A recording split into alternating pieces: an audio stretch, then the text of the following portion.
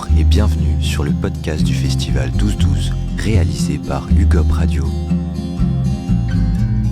Aujourd'hui, nous sommes allés à la rencontre de Frédéric de Beauvoir pour nous présenter l'exposition Bestiale qui a lieu au Centre.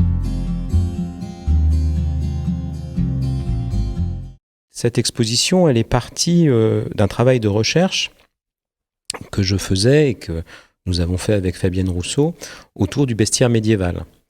Avec cette idée de...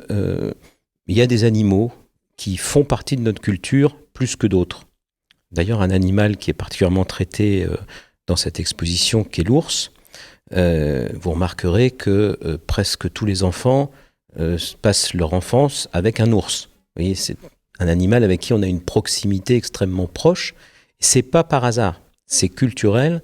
Et l'ours, c'était l'ancien roi des animaux chez les Celtes, et qui a été remplacé au moment de la christianisation par le lion. Ça nous intéressait de travailler sur cette histoire, alors qu'a beaucoup étudié Michel Pastoureau, donc on s'est évidemment beaucoup inspiré de ses travaux. Et donc on avait envie de travailler sur le bestiaire médiéval.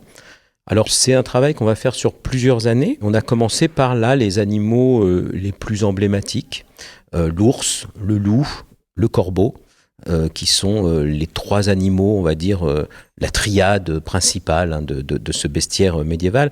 Et chacun, d'ailleurs, a été remplacé au moment de la christianisation par un autre animal. Alors l'ours a été remplacé par le lion, le corbeau par la colombe.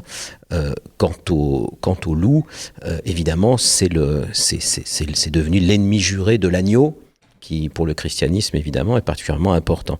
Donc là, on est dans l'ancien bestiaire, on va dire, la triade qui était la triade importante avant la christianisation. Et puis après, on va travailler en regard aussi avec les autres animaux.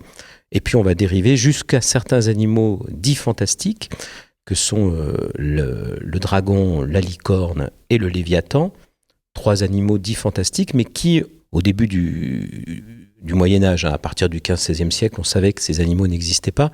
Mais en fait, pendant longtemps, on croyait que ces animaux existaient. Donc, ils faisaient vraiment partie du bestiaire. Il y avait des animaux fantastiques. Le griffon, tout le monde savait qu'il n'existait pas.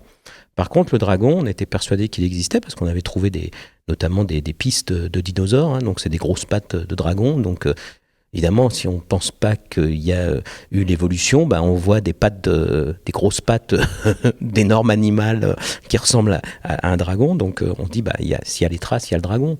La licorne, on trouvait les cornes, puisque en fait, c'est les cornes de narval qui étaient vendues notamment par les gens du Nord comme des cornes de licorne.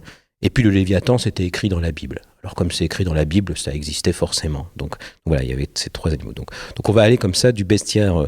du vieux bestiaire celte, qui est même un des bestiaires les plus premiers bestiaires de l'humanité, la proximité de l'homme et de l'ours, la proximité de l'homme et du loup, c'est des choses qu'on retrouve, et de l'homme et du corbeau, c'est des choses qu'on retrouve même, je dirais, dès la préhistoire.